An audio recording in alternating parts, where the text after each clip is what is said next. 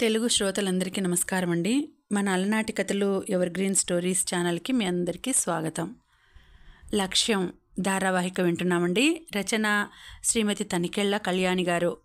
ఇక ఆలస్యం చేయకుండా మనం కథలోకి వెళ్ళిపోదామండి. వీడియో చూసిన వెంటనే లైక్ చేసి షేర్ చేసి తప్పకుండా సబ్స్క్రైబ్ చేసుకోండి. మన ఛానల్ని బెల్ ఐకాన్ యాక్టివేట్ చేసుకోండి.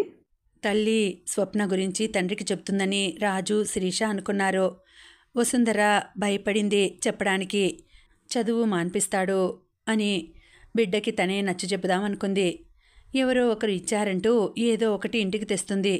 మనం ఏమైనా ముష్టివాళ్ళమా పుచ్చుకుందుకు అని దెబ్బలాడుతున్నాను అని వసుంధర పేలవంగా చెప్పింది. శిరీష ఆశ్చర్యంగా వింది. తండ్రికి విషయం చెప్పడానికి ఎందుకు తల్లి సంకోచిస్తోంది?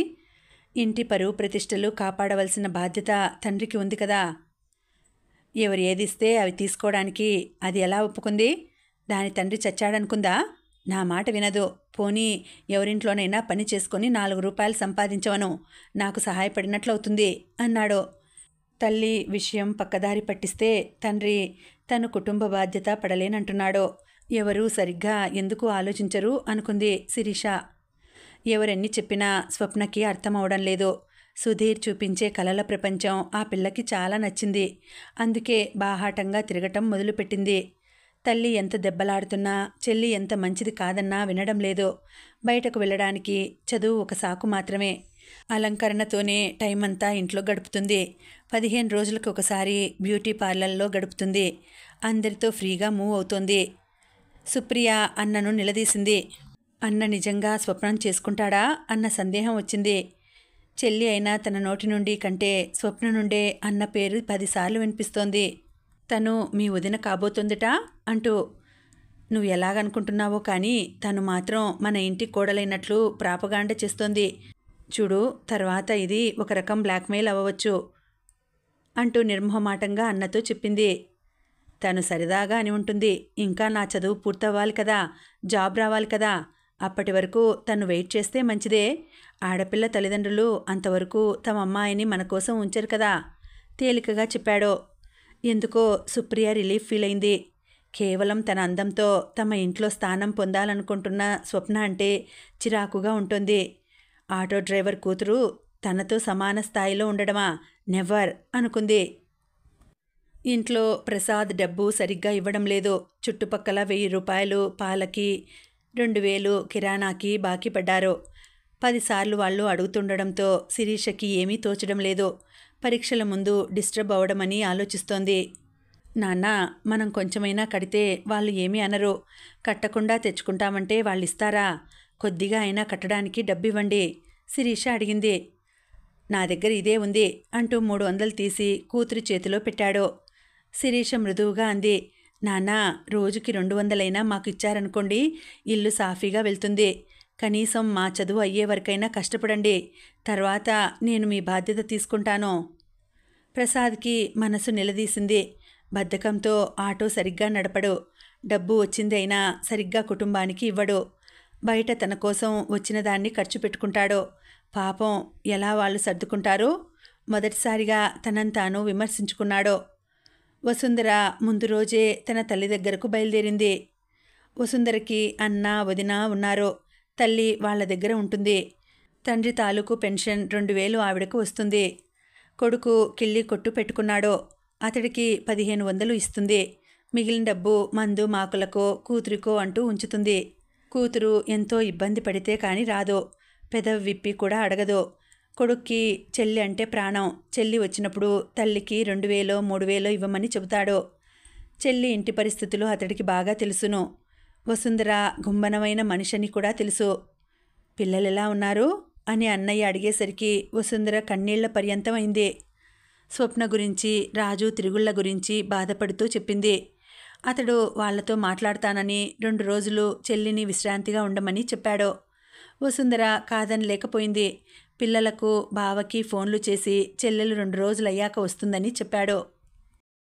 స్వరాజ్యం ఇల్లు వసుంధర ఇంటికి 2 వీధుల ముందు ఉంది. స్వరాజ్యం పాక హోటల్ నడుపుకుంటోంది. భర్త ఆమె నడవడి సరిగ్గా లేదని అనుమానపడి వదిలేశాడు.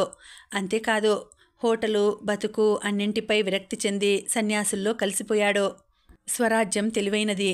ఒక పని మనిషిని, ఒక కుర్రవాడిని పెట్టుకుని హోటల్ నడుపుకుంటోంది. ప్రసాద్ ఆటో స్టాండ్కి వెళ్ళేటప్పుడు, ఇంటికి వచ్చేటప్పుడు చూస్తూ ఉంటుంది. హోటల్ 10 వరకు ఉంచుతుంది. తర్వాత మూసి వెనక ఉన్న తన 2 గదుల ఇంట్లో వండుకోవడానికి వెళ్తుంది. వసుంధర వాళ్ళింటికి వచ్చి వెళుతూ ఉంటుంది. రాక్షసి లాంటి ఆమెని రావద్దని తగాదా పడడం వసుంధరకి వీలవ్వదు. చెప్పినా ఆమె వినదు. అందుకే ముభావంగా ఊరుకుంటుంది. వసుంధర ఊరెళ్ళడం చూసింది. చిలకాకు పచ్చ రంగు చీర కట్టుకుని నలుపు జాకెట్టు తొడిగింది.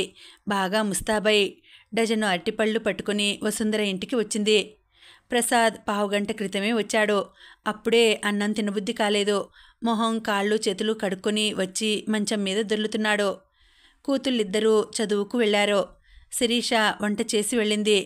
తల్లి లేకపోతే వంట బాధ్యత, పని శిరీష మీద పడుతుంది. స్వరాజ్యం తలుపు తోసుకొని వచ్చింది. వసుంధరా, చెల్లి అంటూ గదిలోకి వచ్చింది. ప్రసాద్ మంచం మీద నుండే ఎవరది అంటూ అరిచాడు. స్వరాజ్యం గుమ్మం దగ్గరకు వచ్చింది. అరటిపళ్ళు బల్ల మీద పెట్టి, చెల్లి లేదా అండి అంది. ప్రసాద్ తల కింద 2 చేతులు పెట్టుకుని ఆమెను చూస్తూ, వసు లేదు, ఊరెళ్ళింది అని చెప్పాడు. అయ్యో, చెల్లి లేదా? అక్కడి నుండి కాళ్ళు ఇడ్చుకొని వచ్చాను అంది. అతడు నవ్వుతూ, మీ చెల్లి లేదన్నాను కానీ వెంటనే వెళ్ళిపోమని అనలేదు కదా అన్నాడు. మీరు మహా చిలిపి. చెల్లి ఉంటే ఏదో కష్టం సుఖం మాట్లాడుకుంటాం. స్వరాజ్యం అతన్ని చూస్తూ చెప్పింది. నాతో కష్టం వద్దు కానీ సుఖం మాత్రం మాట్లాడవచ్చును అతడు పరిహాసంగా అన్నాడు. మళ్ళీ తనే కూర్చోండి అన్నాడు. స్వరాజ్యం ముందు గదిలోకి వెళ్ళలేదు. కుర్చీ తెచ్చుకోలేదు. అతడు ఆమె అలంకారాన్ని నిశితంగా చూస్తున్నాడు. స్వరాజ్యం వెళ్ళి, ఎక్కడ కూర్చోను? మీ పక్కన కూర్చుంటే అభ్యంతరమా అంటూ అతడి పక్కన కూర్చుంది. అతడు సర్దుకున్నాడు. మీ చెల్లికి అభ్యంతరమే అంటూ లేవబోయాడు. ఆమె అతడి చుట్టూ 2 చేతులు వేసింది. పైగా నవ్వుతూ, మీకు లేదు కదా అంటూ అతడి గుండెల మీద తలవాల్చింది. ప్రసాద్ ప్రవరాక్యుడు కాదు. ఆడది కవ్వించి వస్తే పొమ్మనగలిగే మనోనిగ్రహం లేదు. స్వరాజ్యం నుండి వస్తున్న సెంటు వాసనలు, ఆమె బిగి కౌగిలి అతన్ని వివసుణ్ణి చేసింది. పైగా వసుంధర ఎడబాటు ఒకటి అతన్ని బాధిస్తోంది. రాజు భోజనానికని వచ్చాడు. తలుపులు తీసి ఉన్నాయి. తండ్రి వచ్చి ఉంటాడనుకుని లోపలికి వచ్చాడు. తండ్రి గదివైపు అడుగులు వేసి నిలబడిన అతడు స్థానువయ్యాడు. అదే సమయానికి తల బాగా నొప్పిగా ఉందని స్వప్న మధ్యాహ్నం కాలేజ్ మానేసి ఇంటికి వచ్చేసింది. ప్రసాద్ స్వరాజ్యం మొహమంతా ముద్దులతో ముంచెత్తుతున్నాడు. స్వరాజ్యం పరవశంగా చెబుతోంది. చూడండి, నేను మీ దాన్ని. నాకు పోషణ అవసరం లేదు. మీ అభిమానం ఉంటే చాలు. ఒంటరితనం భరించలేకపోతున్నాను. నన్ను కరుణించండి. చిచి అంటూ చీత్కారం చేస్తూ రాజు విసురుగా వెనుదిరిగాడు. అతడి వెనుక స్వప్న నిలబడి అయోమయంగా చూస్తోంది. వాళ్ళిద్దరి కళ్ళు కలిశాయి. నువ్విప్పుడెందుకు వచ్చావే అంటూ సమాధానం కూడా ఆశించకుండా చెప్పులు తొడుక్కొని వెళ్ళిపోయాడు. స్వప్నకి కాళ్ల కింద భూమి కదిలిపోతోందనిపించింది. ప్రసాద్ రాజు మాటలతో గుమ్మం వైపు చూశాడు. కాసేపు ఏం చేయాలో అర్థం కాని సమయం. పావుగంట గడిచాక స్వరాజ్యం గుసగుసలాడుతూ అతడి దగ్గర సెలవు తీసుకొని బయటకి నడిచింది. ప్రసాద్ ముందు గదిలోకి వచ్చి కూతుర్ని చూశాడు. స్వప్న బల్ల మీద తల పెట్టుకొని గోడవైపు చూస్తోంది. అతడు మౌనంగా బయటకు వెళ్ళిపోయాడు. సాయంత్రం శిరీష ఇంటికి వచ్చే వరకు స్వప్న ముళ్ళ మీద ఉన్నట్లు గడిపింది. చెల్లి వచ్చాక కొంత భరోసా వచ్చింది. శిరీష కబుర్లు చెబుతుంటే అన్యమనస్కంగా వింటూ కూర్చుంది. టీ పెట్టి తెచ్చి అక్కకు ఇచ్చి తను తాగింది. ఏమైంది? ఏమీ మాట్లాడవేమిటి? ఎందుకలా ఉన్నావక్క అడిగింది. సిరి, అమ్మను వెంటనే రమ్మనమని ఫోన్ చెయ్యి స్వప్న అంది. అమ్మ మరి 2 రోజులలో వచ్చేస్తుంది. ఈలోపు మనం ఫోన్ ఎందుకు చేయడం? పాపం పుట్టింటికి వెళ్ళక వెళ్ళింది. ఆవిడకి రిలీఫ్ ఇలాంటప్పుడే కదక్కా శిరీష మృదువుగా అంది. సిరి, నీకేది అర్థం కాదు. నాన్న గురించైనా అమ్మ వచ్చేయడం మంచిది కదే. ఎలాగో స్వప్న అంది. బావుందే, నాన్న ఎక్కడికి వెళ్తారు? మనం ఎక్కడికి వెళ్తాం? వస్తుంది లేవే అంది. వంట చేయడానికి వెళ్ళిన శిరీష ఆశ్చర్యపోయింది. వండిన అన్నం తండ్రికి అన్నకి ఉంచింది అలాగే ఉంది. కూరతో పాటు సాంబారు అలాగే ఉంది. రాజు నాన్న అన్నం తినలేదా? అసలు వాళ్ళ ఇంటికి వచ్చారా? శిరీష అడిగింది. స్వప్న, ఏమో నాకు తెలియదు, నేను వచ్చాక తలనొప్పని పడుకున్నాను అంది. శిరీష మారు మాట్లాడకుండా పనిలో పడింది. రాత్రి బాగా పొద్దుపోయాక రాజు వచ్చాడు. ప్రసాద్ ఏ అర్ధరాత్రో వచ్చి మాట్లాడకుండా పడుకున్నాడు. మర్నాడు శిరీష మాత్రమే గలగలమంటూ మాట్లాడుతూ ఇంట్లో తిరిగింది. మిగిలిన ముగ్గురు మౌనంగా భోంచేశారు. ప్రసాద్ కొడుకుని కూతుర్ని జరిగిన విషయం తల్లికి చెప్పవద్దని ఒంటరిగా వాళ్ళు దొరికినప్పుడు చెప్పాడు. ఏదో పొరపాటైపోయిందిరా, ఆ మనిషి వచ్చి అలాగ చనువు తీసుకుంటుందనుకోలేదు. అమ్మకి తెలిస్తే బాధపడుతుంది, మర్చిపోదాం అన్నాడు. కొడుకు తండ్రి వైపు చిరాకుగా చూసి వెళ్ళిపోయాడు. స్వప్న మాత్రం విననట్లే వెళ్ళిపోయింది. ప్రసాద్ పిల్లలు చూడటం స్వరాజ్యంకి రొట్టె విరిగి నేతిలో పడ్డట్టయింది. మూడవ నాడు పని మనిషితో అతడికి కబురు పంపింది స్వరాజ్యం. ప్రసాద్ కబురు తెచ్చిన మనిషి వైపు విసుగ్గా చూశాడు. ఎందుకు రమ్మని కబురు చేశావు? గుమ్మంలో నిలబడి అడిగాడు. బయటే నిలబడి అడిగితే ఏం చెప్పను? పిల్లలు చూస్తారని నేను రాలేదు. మీరే మా ఇంటికి వస్తే ఏ గొడవ ఉండదు. రండి, టిఫిన్ తిందురుగాని అంటూ చనువుగా లోపలకు తీసుకెళ్ళింది. పూరీలు ప్లేట్లో పెట్టి పట్టుకొని వచ్చింది. అతడు తినే వరకు హఠం చేసింది. మీ కుటుంబానికి నేను అడ్డురాను. నాతో మీరు అప్పుడప్పుడు గడిపితే చాలు. మీరంటే నాకు భక్తి అంటూ కబుర్లు చెప్పింది. 1000 రూపాయలు తెచ్చి అతడు వద్దన్నా వినకుండా జేబులో పెట్టింది. మీరు మగవారు, అనేక ఖర్చులుంటాయి. అవతల పిల్లలు, చదువులు, ఒక్కరూ కష్టపడుతున్నారు అంటూ తీయగా మాట్లాడింది. ప్రసాద్ మధ్యాహ్నం ఇంటికి వచ్చి తిరిగి వెళుతూ స్వరాజ్యం దగ్గరికి వెళ్ళాడు. కాస్త బిడియంగా అనిపించినా ఆమె మాట తీసుకోవడం వలన వెళ్ళాడు. రాత్రికి వసుంధర వచ్చేసింది. అమ్మయ్య అనుకున్నాడు. స్వప్న సరిగ్గా ఉండటం లేదన్న విషయం వసుంధరే ముందు గుర్తించింది. తండ్రి గురించి తల్లికి చెప్పలేకపోవడం, అలాగని తనలో దాచుకోవడం ఆ పిల్లకి కష్టంగా ఉంది. నాన్నకి కాఫీ పట్టుకెళ్ళి ఇయ్యి అని వసుంధర చెప్పినా కదిలేదు కాదు. సిరినివ్వమను అంటూ నిర్మోహమాటంగా చెబుతోంది. అందరితో కలిసి భోజనం చేయదు, తను ముందే తిని వెళ్ళిపోతుంది. వసుంధర తల్లి ఇచ్చిన డబ్బుతో అప్పులు తీర్చింది. ప్రసాద్ ఏమనుకున్నాడో 500 ఆమె చేతిలో పెట్టాడు. వసుంధర సంతోషించింది. అనుకుంటాం కానీ ఆయనకి మాత్రం బాధ్యత తెలియదా? మా అమ్మని అడగడానికి వెళ్ళానని తనలో బాధపడి డబ్బు సర్దారో అని సంబరంగా అంటుంటే స్వప్న, రాజు మొహాలు చూసుకున్నారు. తండ్రి గురించి చెబుదామంటే ఆయన ఆవిడ వచ్చిన మర్నాడు ఇల్లు కదల్లేదు. భార్యను వదలకుండా కబుర్లు చెబుతూ కూర్చున్నాడు.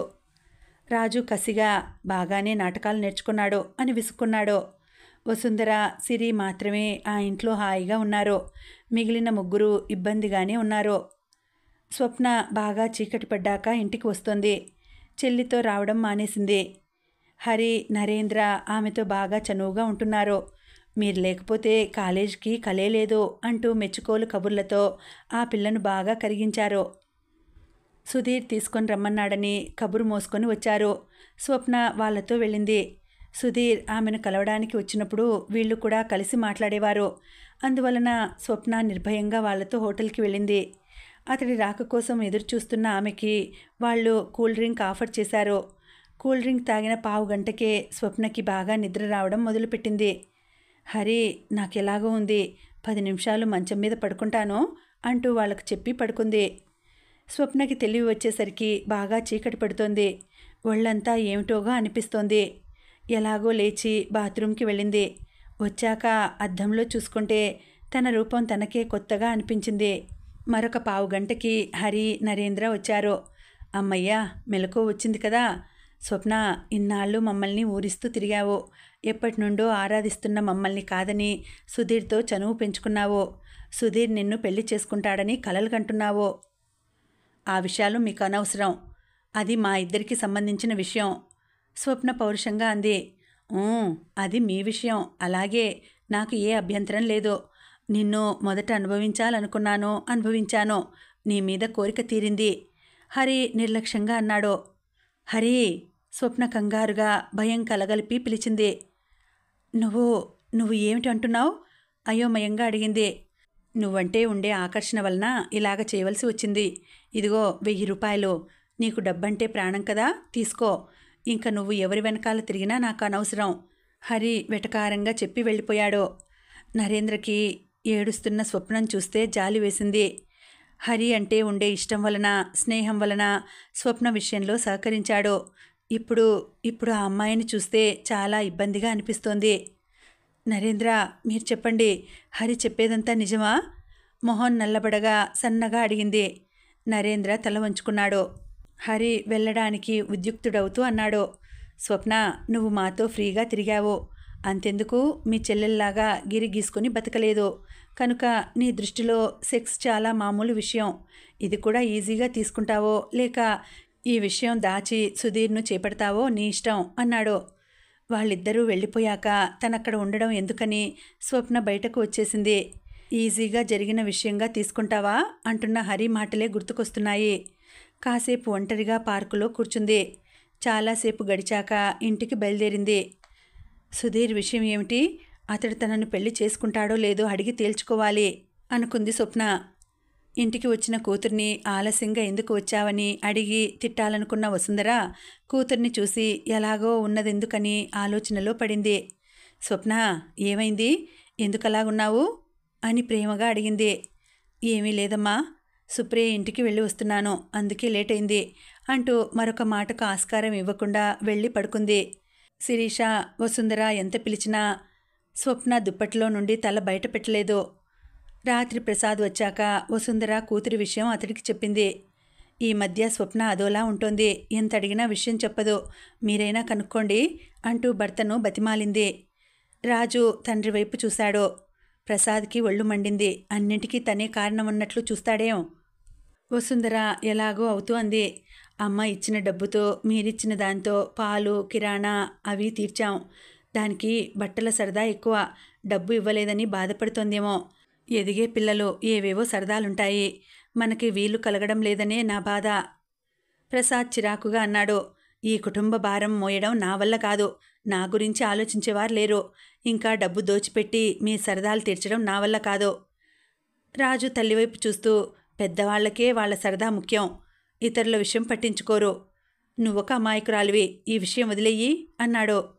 ప్రసాద్ రాజు వైపు అడుగులు వేసి గదమాయించాడు. ఏమిట్రా పేలుతున్నావు? నా గురించి మాట్లాడేంత మొనగాడివా? గాడిదలాగున్నావు, పనిచేసి సంపాదించుకో. అమ్మా, నేనెవరైనా ఒక అమ్మాయిని చూసుకుంటాను, దాని సరదా తీరిస్తే డబ్బు ఇస్తుందేమో అంటూ పక్క వేసుకొని పడుకున్నాడు. అబ్బా, నేనొకటి మాట్లాడితే మీరేవో మాట్లాడుతున్నారు, ఇంక ఊరుకుంటారా? వసుంధర విసుగ్గా అంది. ఏమిటే నీ విసుగు? ఇంట్లో ఉండమంటావా బయటికి పొమ్మంటావా? ప్రసాద్ విసురుగా అడిగాడు. కొత్త ఒక వింత, పాత ఒక రోత అంటే ఏమిటి చెల్లి? రాజు ఏకసఖ్యంగా శిరీషను అడిగాడు. ప్రసాద్ ఉడికిపోయాడు. నన్నే అంటావురా అంటూ 4 తన్నాడు. వసుంధర వచ్చి అడ్డుపడింది. ఇదేమిటండి, వాడు దానితో ఏదో మాట్లాడితే మీరు కొట్టడం ఏమిటి అంటూ విసుక్కుంది. ఉన్నమాటంటే ఎవరికైనా ఉలికెక్కువ, అంతే అంటూ రాజు దిలుపరించుకొని పడుకోబోతే ప్రసాద్ మరింత గింజుకున్నాడు. శిరీష కూడా తండ్రి ఎందుకంతలాగా అన్నపై తిరగబడుతున్నాడో అర్థమవలేదు. వసుంధర భర్తను శాంతపరచడానికి అతడి వెనుకనే పడకగదిలోకి వెళ్ళింది. అరగంట బతిమాలితే వచ్చి అన్నం తిన్నాడు. శిరీషకి ప్రాణం చాలా హాయిగా ఉంది. పరీక్షలన్నీ బాగా రాసింది. తప్పక ఫస్ట్ క్లాసు వస్తుంది. ఈ రోజుల్లో ఫస్ట్ క్లాస్ అంటే ఆర్డినరీ అయిపోయింది. అందులో తప్పక 80% మార్కులు దాటుతాయనుకుంది. సినిమాకి వెళ్తే బాగుండుననుకుంది. అక్క ఏమంటుందో? అక్కకి సినిమాలంటే సరదాయే. శిరీష సైకిలు స్వరాజ్యం వీధికి వచ్చింది. ఆ పిల్లకి సందు మొదటి నుండే తండ్రి ఆమె ఇంట్లోకి వెళ్ళడం కనిపించింది. శిరీష కనుబొమ్మలు ముడుచుకున్నాయి. స్వరాజ్యం అంటే ఎవ్వరికీ సదభిప్రాయం లేదు. ఏదో ఒక నెపంతో తల్లి దగ్గరకు వస్తూ ఉంటుంది. ఆమె రాకే తమకి ఇష్టం ఉండదు. అలాంటిది తండ్రికి అక్కడ ఏం పని? ఎందుకు అటు అడుగు పెట్టాలి? శిరీష తన సైకిలు ఆమె ఇంటికి కాస్త ముందున్న ఇంటి దగ్గర ఉంచింది. ఎందుకో ఆమె మనసు కీడు శంకిస్తోంది. నెమ్మదిగా స్వరాజ్యం ఇంటి పక్కగా చేరి ఎత్తుగా ఉన్న రాయి ఎక్కింది. కిటికీ తెరిచే ఉంది. ప్రసాద్ అక్కడ భోజనం చేస్తున్నాడు. స్వరాజ్యం నవ్వుతూ కొసరి కొసరి వడ్డిస్తోంది. అతడు కలిపిన అన్నం ముద్ద ఆమె నోటికి అందించాడు. ఆమె సిగ్గు ఒలకబోస్తూ తింటోంది. శిరీషకి తన కళ్ళు నిజమే చూస్తున్నాయా అనిపించింది. తండ్రి ఏమిటి, ఆవిడతో చనువు ఏమిటి? శిరీష సైకిల్ తీసుకుని దూరంగా వచ్చింది. తండ్రి ఎప్పటికీ ఇంట్లోంచి బయటకు వస్తాడో చూడాలని కాచుకొని కూర్చుంది. 1.5 గంట దాటాక అతడు బయటకు వచ్చాడు. ఆటో తీసుకుని వెళ్ళిపోయాడు. శిరీషకి ఏం చేయాలో పాలుపోలేదు. చాలా నీరసంగా అనిపించింది. నోరు తడారిపోయింది. కిళ్ళి కొట్టు దగ్గర ఆగి సోడా తాగింది. ప్రాణం నిలబడిందనిపించింది. నెమ్మదిగా ఇంటివైపు బయలుదేరింది. వసుంధర గోంగూర కోసిన ఆకులను నీళ్లలో వేసి కడిగి ఒక తువ్వాలు మీద ఆరబెడుతోంది. కూతుర్ని చూసి, హమ్మయ్యా, పరీక్షల బెడద వదిలింది, ఇంకా నిశ్చింతగా పడుకో అంది. శిరీష సైకిలు దాని స్థానంలో పెట్టి తల్లి దగ్గరకు వచ్చి నిలబడింది. కనకాంబరం రంగు చీర, నలుపు జాకెట్టులో తల్లి బంగారు బొమ్మలాగా మెరిసిపోతోంది.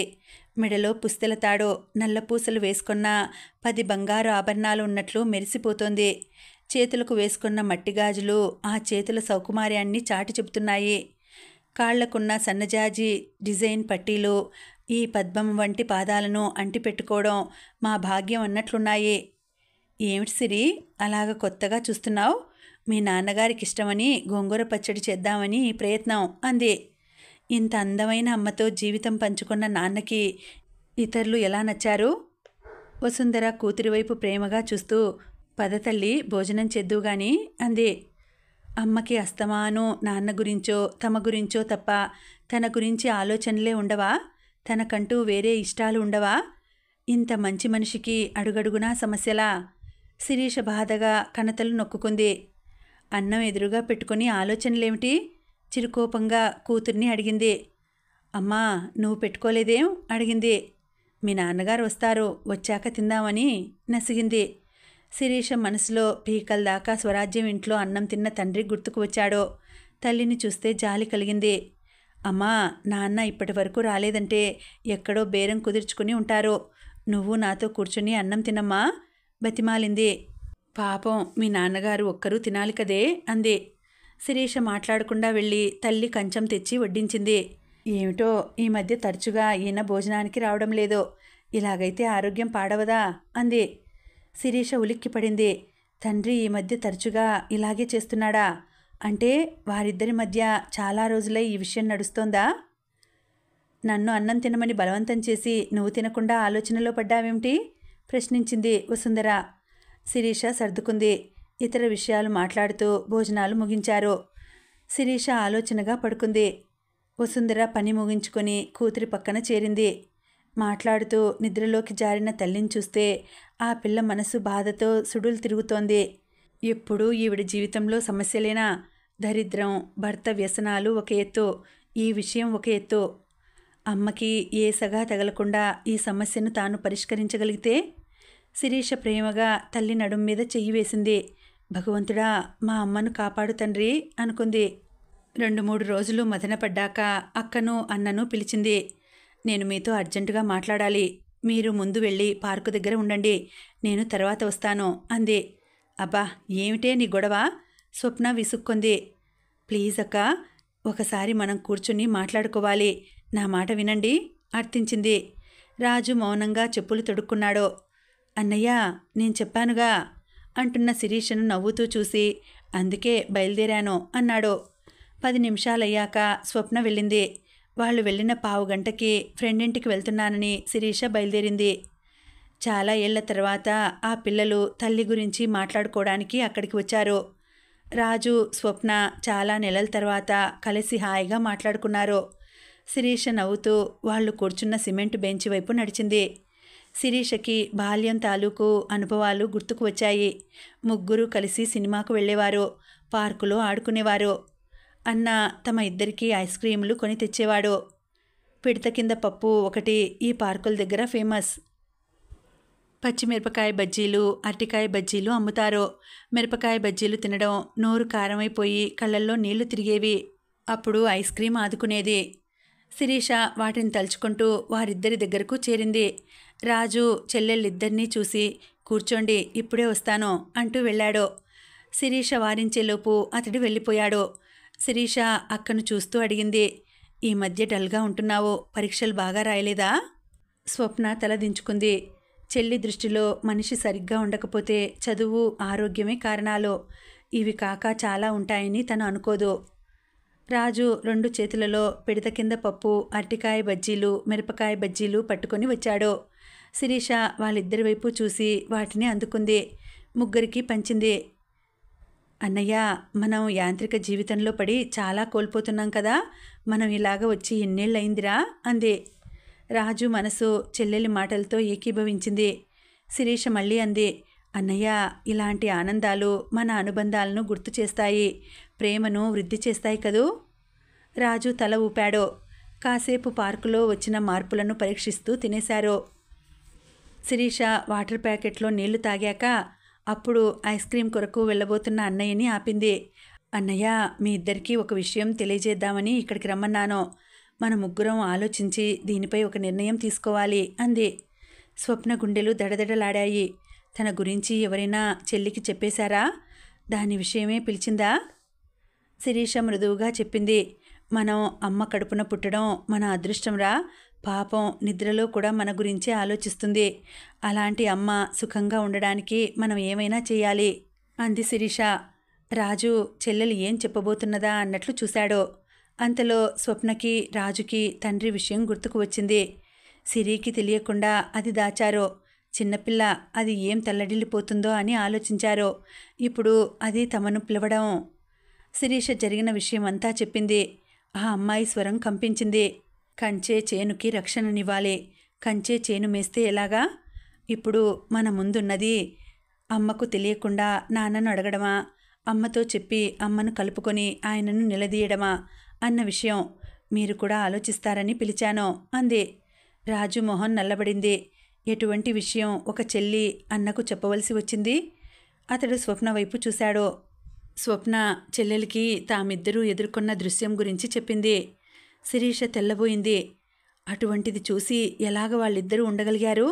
అంటే తండ్రి ఈ విషయంలో బాగా ముందుకు వెళ్ళాడన్నమాట. కుటుంబ శాంతిని పణంగా పెట్టడానికి నిశ్చయించుకున్నాడన్నమాట. అన్నయ్య, అప్పుడే అమ్మకు నాకు ఎందుకు చెప్పలేదురా? ఇన్ని రోజులు ఎందుకు ఊరుకున్నారు? నిలదీసింది. రాజు దూరంగా ఆడుకుంటున్న పిల్లలను చూస్తూ చెప్పాడు. ఏం చేయమంటావు? మనం తప్పు చేస్తే దండించవలసిన వాడు. ఆయనే తప్పుడు మార్గంలో వెళ్తున్నాడు. నేను మగవాడినని గర్వపడుతున్నాడు.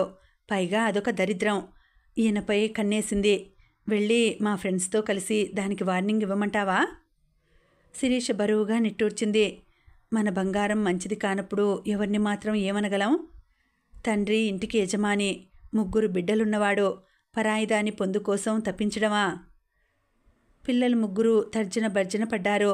తల్లికి తెలియకుండా విషయం దాచడం వలన ప్రయోజనమేమిటి? శిరీష ఆలోచనగా అంది.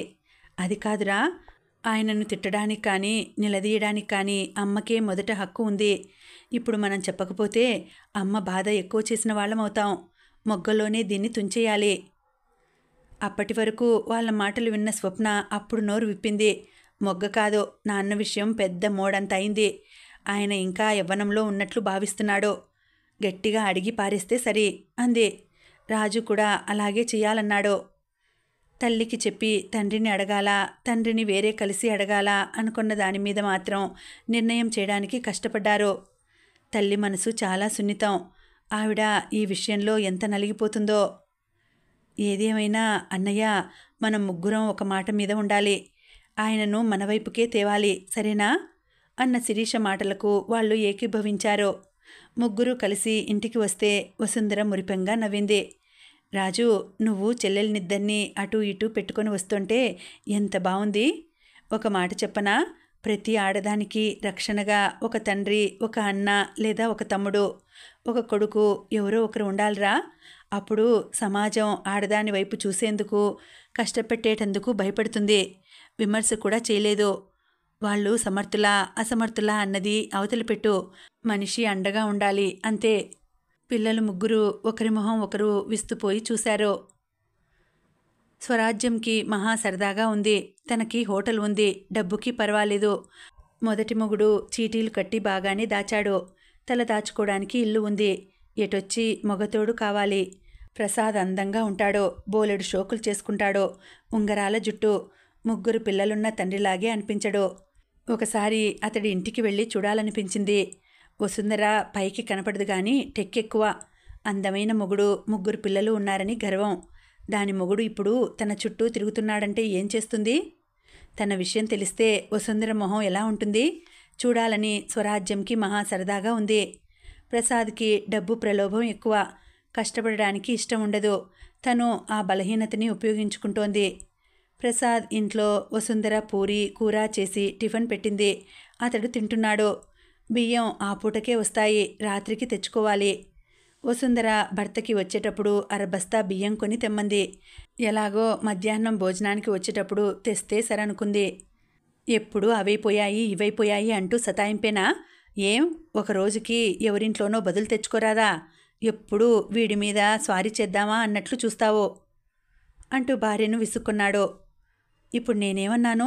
అయిపోయాయని చెప్పాను. ఈరోజు మీకు విసుగ్గా ఉంటే రేపు తెండి, 1 కేజీ ఇక్కడ అందాక కొంటాం అంది వసుంధర. అసలు నన్ను చూస్తే డబ్బు సంపాదించే గాడిదలాగా తప్ప కనపడనా? తల్లి బిడ్డలు కూర్చుని తిని పారేస్తే నేను ఎంతకని తేవాలి? ఒకరైనా కష్టపడుతున్నారా?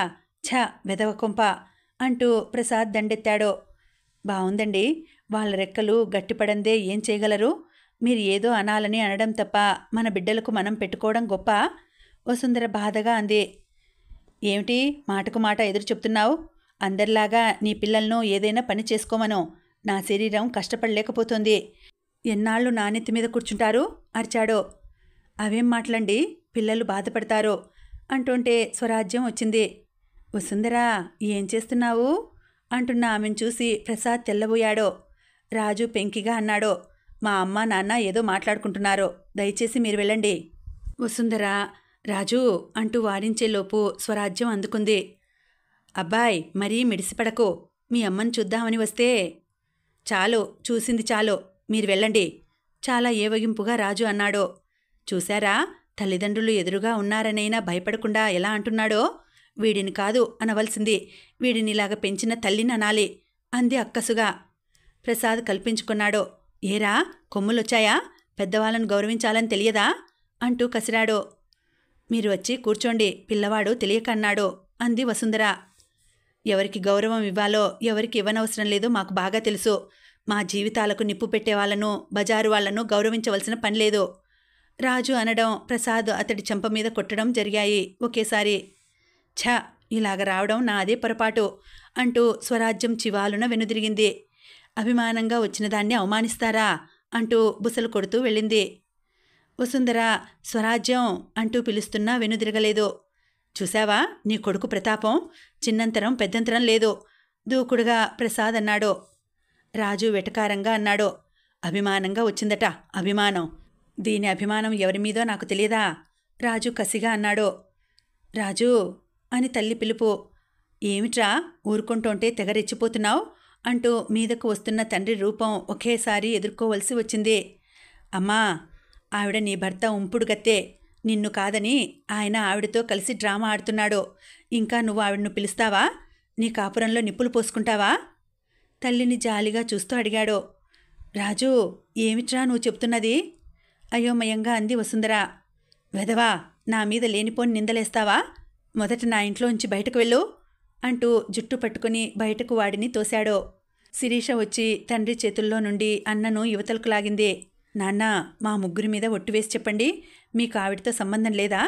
మధ్యాహ్నం వేళ మీరు ఇంటికి రాకుండా ఆవిడ దగ్గర తినడం లేదా? మీ ఇద్దరి సరాగాలు నేను చూడలేదనుకున్నారా అంటూ నిలదీసింది. రాజు ఎగతాళిగా అన్నాడు. ఆయన మన ఇంట్లోనే ఆవిడతో శృంగారం వెలగబెట్టాడు, ఇంకా ఒట్టు గట్టు ఎందుకే? రాజు రాజు నువ్వు చెప్పేదంతా నిజమా? వసుంధర ఎలాగో అవుతూ అడిగింది.